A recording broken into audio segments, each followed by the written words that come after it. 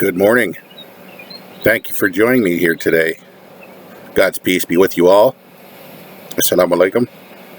And this is my fifth installment.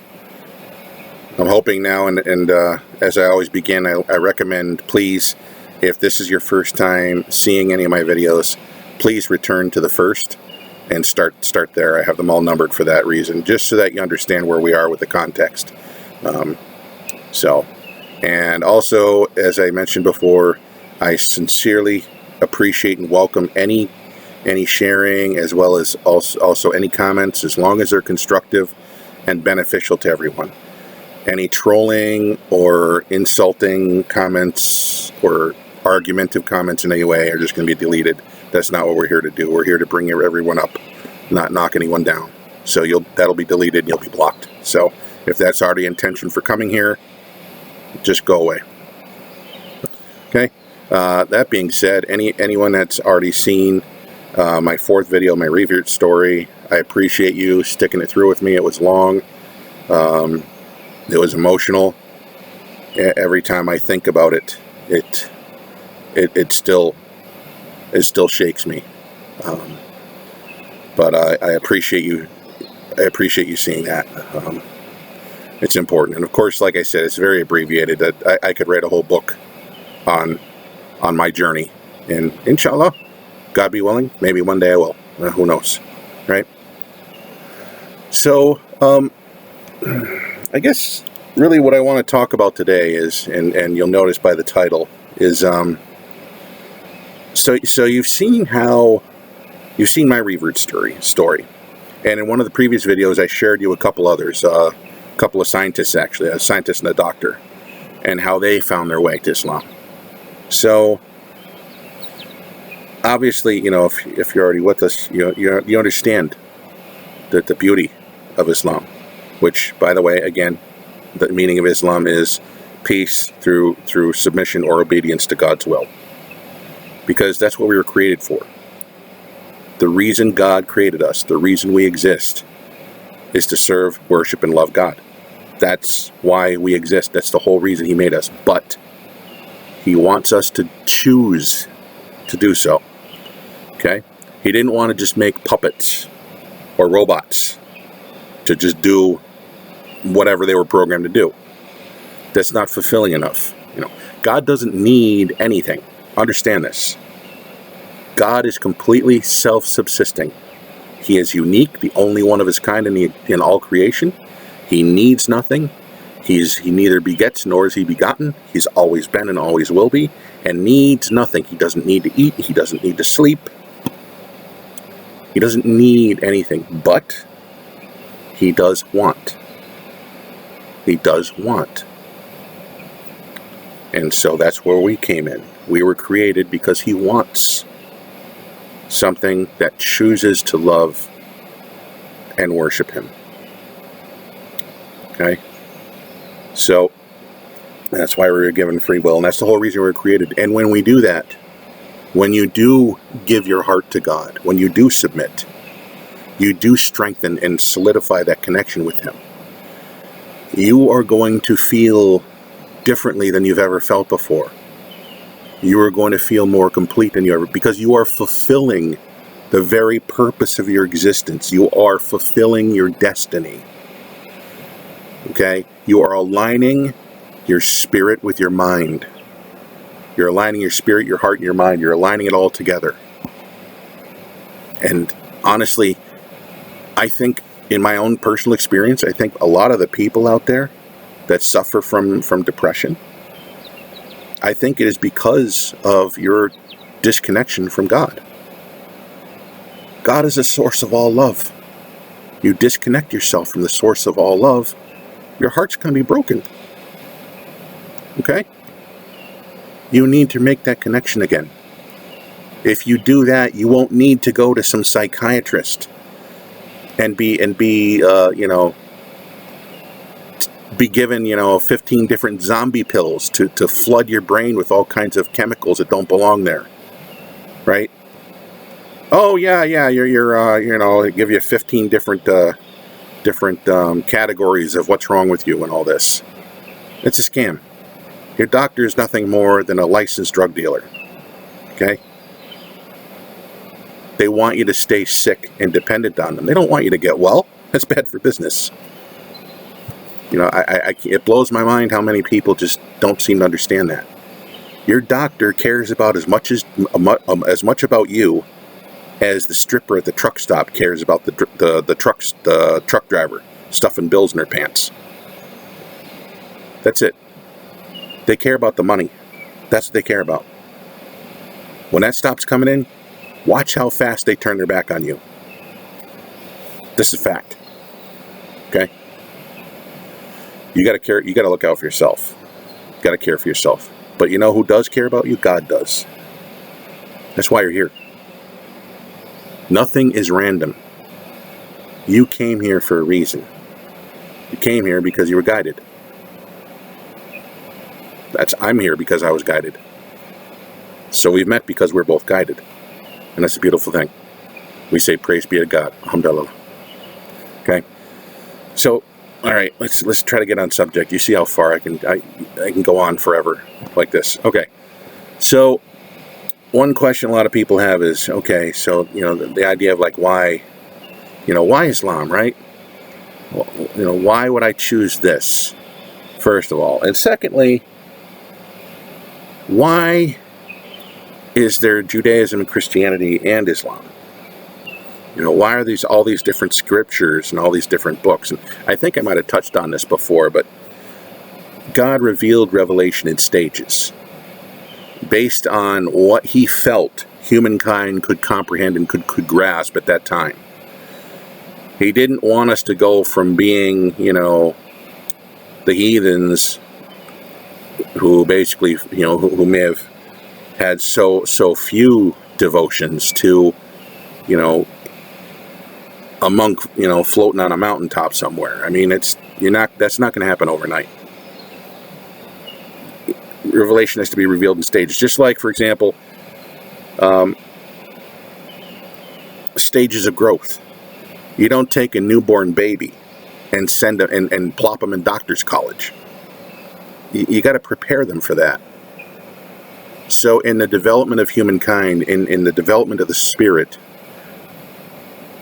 revelation was revealed in stages from Abraham, and it continued on.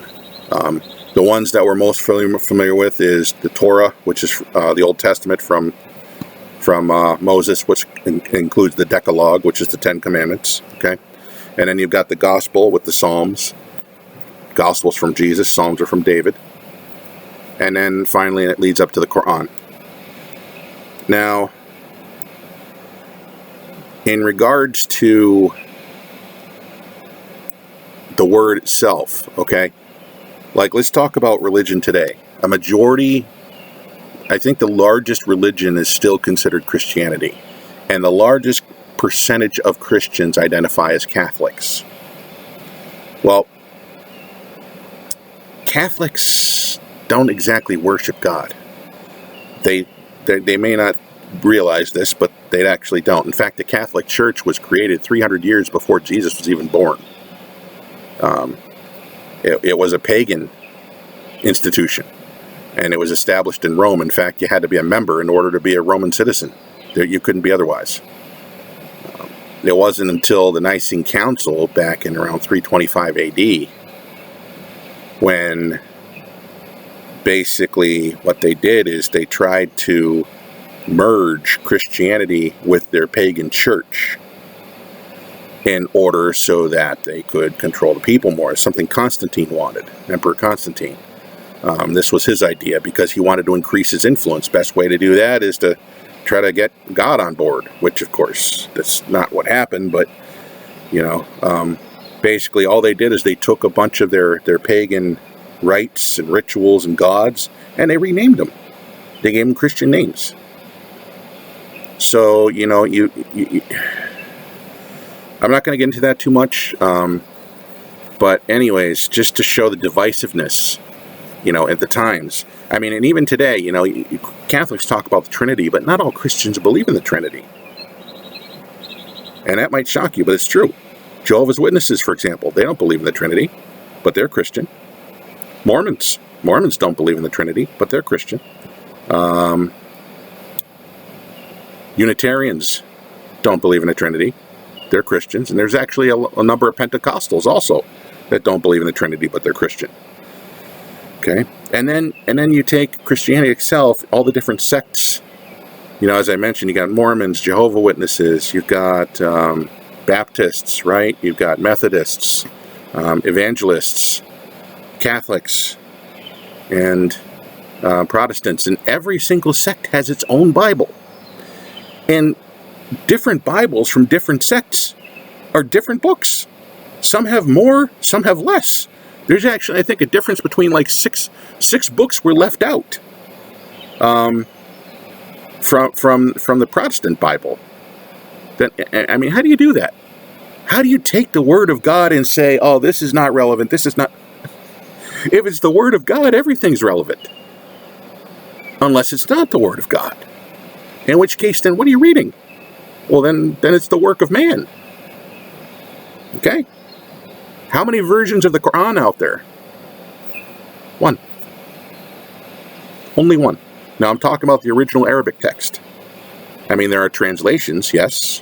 There are various translations in various tongues, but the original Arabic, it's the same in every Quran, printed on every corner of the globe, and always has been for over 1,400 years. It's never changed. Never. And in fact, it actually says in the Quran that God and His angels protect the book from being changed. And why? Well, because the Quran is the last. The Quran is the final book, the final revelation. And so, when you, as a Muslim, if you read the Quran, you don't need to read the previous books, because the Quran validates all of the previous books and everything that passed before it. Jesus said the same thing. Okay? Jesus said the same thing to His people. And, you know, Jesus said in Matthew, in fact, Matthew 5:17, Jesus said, "Do not think that I have come to abolish the law of Moses. I have come to fulfill its purpose." Okay? So He wasn't saying that the book of Moses and the old law didn't apply. Absolutely it applies. Jesus was there to certify it, to reinforce it. That is also the purpose of the Quran. The purpose of the Quran, its first purpose was to reinforce the scriptures and the prophets that had come before and say they are all still relevant. But let's grow on that from there. So it was a final revelation. There was more. Okay? One of the biggest things is Salat, right? Muslims pray 5 times a day, whereas Jews and Christians once. Now, if you look upon that from an aspect, God created us to worship Him and love Him. Don't you think He would prefer daily prayer over weekly prayer? Makes sense, doesn't it? Right? But there's more to it than that. There's also the fact that the longer your mind goes, the further your mind strays from God, the more other things get to creep in. Unwholesome things, bad things. This is how we're driven to sin. So by praying throughout the day, at different points of the day, stopping everything else, turning your attention back to God, it helps keep evil away from you. It helps keep temptation and sin away from you. Okay? We Muslims don't believe that your faith alone is all you need to be delivered. Okay? We don't believe all you've got to do is say a couple of words and instant heaven, don't have to worry about anything else. That's utter nonsense. What you do here, what you sow here, is what you reap in the hereafter. So the more good you do here, the more love you can share to God, the more treasure is stored from you in the hereafter, and the better your life will be in the hereafter. So why wouldn't you want the best, right? I mean, do you want to just pass with a D? A D minus? Oh, I'll just get by. I mean, don't forget, your forever home and hereafter is forever. Okay? So if all you aspire to is a one-bedroom flat, a dumpy one-bedroom flat, you've got that forever. You're never going to have a chance to upgrade. Never. That's it. That's all you got. All the building of your life and hereafter, your estate, your lands, your home, and everything in between, what you will find waiting for you is determined here. What you do here determines what you get there. This is how it works. The more good you do here, the more rewards you'll have there. Okay? So, if you have a choice between a dumpy one-bedroom flat or a 7-story palace with a built-in sauna, a built-in saltwater swimming pool, climate-controlled, your own staff of servants, your own masseuse, your own water gardens, your own waterfalls, cascading waterfalls, your own wildlife refuge outside, and your own 6,000-acre park with every type of fruit that you can think of. Anytime you want them, there they are. Any kind of drink you can think of is flowing in its own river. You don't even have to tap a keg. All you got to do is there it is. Okay? If those are your two choices, are you really going to tell me you want to just stick with a one-bedroom flat? No, I don't think so. You know, me neither. Okay, I'm going to go with B. I want it all. I want it all. I want everything and anything I can, because that's the forever home. So I want the forever home to be so stacked and so loaded, right? I don't want to live forever in a cardboard box. Okay. So your deeds. So, and this again, you know, when you talk about the how, what, where, when, and why not skip to the head of the class? Why not go with the final revelation? Okay. Especially when Islam has proof. The fact that the book hasn't changed in 1,400 years. The fact that we actually still have the original script that was handed down in the original language. That's the other thing I tell you guys about, right? Moses didn't speak English. Jesus didn't speak English. And of course, Muhammad didn't speak English. None of them spoke English. None of these scriptures were revealed to humankind in English. Okay? Moses spoke Hebrew. Jesus spoke Aramaic, which is a cousin language of Hebrew. Muhammad spoke Arabic, which is another cousin language of Hebrew. None of them spoke English, guys. All of the revelations were in foreign languages. You need to get the programming out of your brain, this idea that anything not English is bad, because that's nonsense. All of the revelations of God came in from something other than English. English is just a translation, and it's a loose one at that. You don't get the full message unless you read it in its original language. Now, these other books, the Torah and the Gospel and even the Psalms, their original manuscripts don't even exist anywhere in this world. You can't go find them somewhere. If you pick up a copy of the Bible, it doesn't have the original script next to the English like the Quran does. That's what I'm saying. Islam has proof. This is why I ask you, you need to get yourself a Quran and you need to read it. Now, on that note, so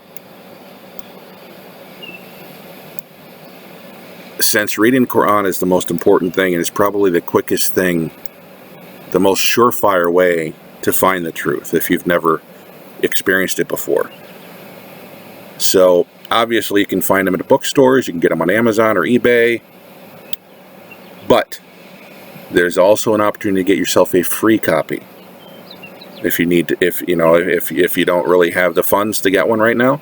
And they're not expensive, but there's a Eddie Redzovic runs a channel called The Dean Show. He's an awesome brother. He's a great guy. He does a lot of ministry work called Dawa. Okay, and on his page, on his YouTube channel, there is a link where you can go to order your own free copy of the Holy Qu'ran in English. So in the comments, I'm going to share a link to The Dean Show so you can get your own copy. Eddie, big shout out to you and everything you've done, everything you continue to do. You've been a huge inspiration to me, as you are a huge inspiration to millions of other Muslims. Jazakallah khairan. May Allah bless you and continue to inspire you. Okay, thank you. So begin with the Quran. Start reading it without any expectations, right? Except one. Ask God for guidance. And that's not hard to do. Just imagine He is there watching over you, because He is and He always will be. And just think out with your heart, speak with your God. God, please, please, please find me. Please, please guide me. And then start reading. Okay? Now, from there, okay, once you, inshallah, God be willing, once your eyes are opened, once you've seen the truth, the next step will be, you're going to want a Quran that has a transliteration, because you're going to want to start reading the surahs in the original Arabic. Well, or at least reciting them. You want to recite them in Arabic. So the transliteration basically uses Roman characters to spell out the sounds of the Arabic words. Now, a lot of scholars are kind of cringy about this, saying, you might not say it right. And there's truth to that. That's true. Okay, tomato, tomato, potato, potato. Right, okay. So what I recommend is do what I've done, which is to not only use the transliteration, but also go on to YouTube. Like, let's say you're trying to learn Surah Al-Fatiha, which is the very first chapter or surah of the Quran. And it's definitely the first one everyone needs to learn. And it's also one of the most beautiful. Read the transliteration, but also go to YouTube and just look up. There's probably 100 videos or more of the Arabic recitation for Al-Fatiha. Look it up. Pick one that, different recitations, different reciters have different voices and so forth. So pick the one that your ears seem to pick on, to seem to get, like the best, if you will, right? And then follow along with your transliteration as you're listening. And this way, your brain will make that connection, whereas when you're looking at, Bismillah ar-Rahman ar-Rahim, you'll hear the recitation, and then you'll see the transliteration, and you'll be able to understand exactly how it's supposed to sound, what you're reading, how it sounds. And this will help you going forward in the others, okay? And there are a number of copies of the Quran out there that have the transliteration. It's actually, they have three. You got three. You've got the original Arabic, and then you've got the transliteration, which is the Roman words spelling out the sounds, and then you've got the English translation, which is telling you, basically what it means. So the one I use, and honestly, it's my favorite one, because it's condensed, it's simple, it's easy to follow.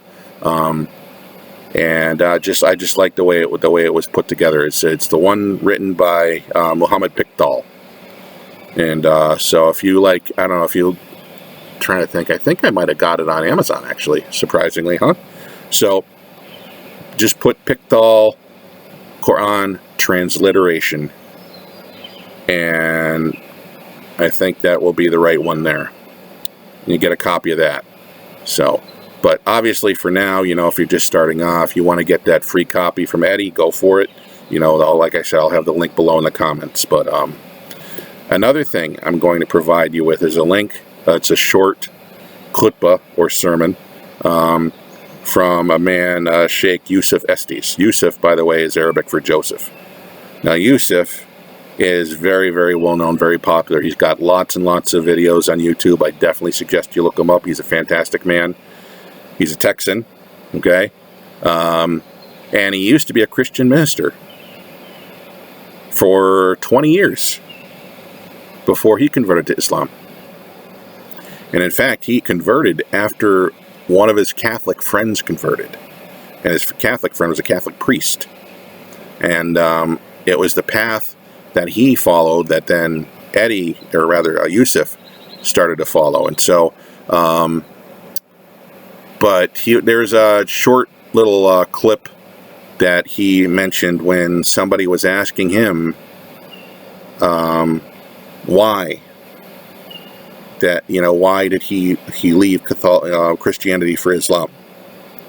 So I'm going to share that video below you too. So again, it's almost like another short revert story, but this is coming from a guy that studied far more than I have so far.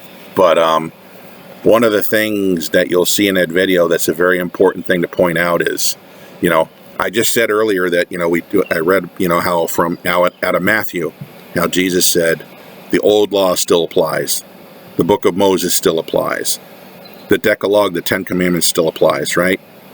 So what does Exodus, and even Deuteronomy say about the Ten Commandments? Well, when you look at the first two, okay, I am the Lord your God who brought you out of the land of Egypt, out of the house of slavery. Ye shall have no other gods before me. In other words, you worship God and you worship God alone. And then, second commandment, you will not make for yourself an idol out of anything that swims in the waters or in the heavens above, that flies in the heavens above or crawls on the earth below. Okay? So, in other words, you're not supposed to show fealty to any other life form either. You're not, not supposed to be worshiping idols. Well, next time you're in a church, you notice you're surrounded by idols. And you got people praying in front of them. That's clearly a violation of the second commandment. There is no other way to look at that. Okay? Just like putting the body of Jesus on a cross, an image of a man, it's another idol. It's another violation of the second commandment. God said not to bow down before anything that crawls in the earth. Any image. So, anyways, that video below, important, okay? Take a look at it, listen, learn. And that's the best thing about Islam and the Quran, okay? We're not telling you, sit there, listen to the priest, don't think for yourself and do whatever they tell you to do and be a good little puppet. No. The Quran says, God says many times in the Quran, go out there in the world. Learn, look, do your research. He gave us this ability to learn and grow. Use that ability. Seek the truth for yourself. Don't be a slave, mental slave. The only thing that we're supposed to be serving is God and God alone. His very commandments said so, and Jesus confirmed that those commandments still need to be followed. So why are people worshiping something other than God? That's because somebody threw them off course. That's because somebody corrupted the path. Islam is the only way to get back on the path. So, consider this. Take a look at those links I leave below.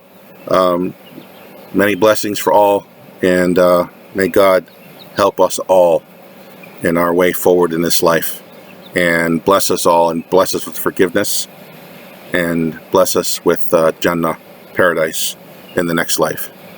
Jazakallah khairan. Thank you. Assalamu alaikum.